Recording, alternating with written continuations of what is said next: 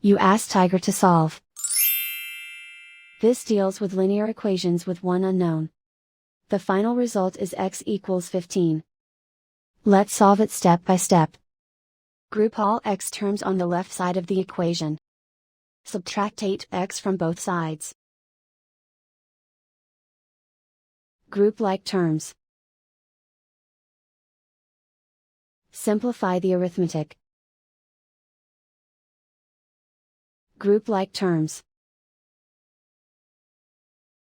Simplify the arithmetic.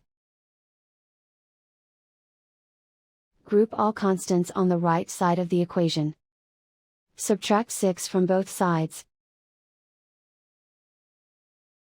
Simplify the arithmetic.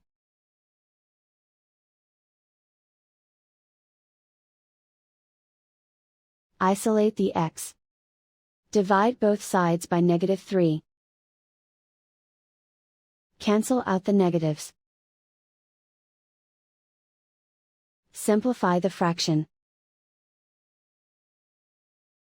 Cancel out the negatives. Find the greatest common factor of the numerator and denominator.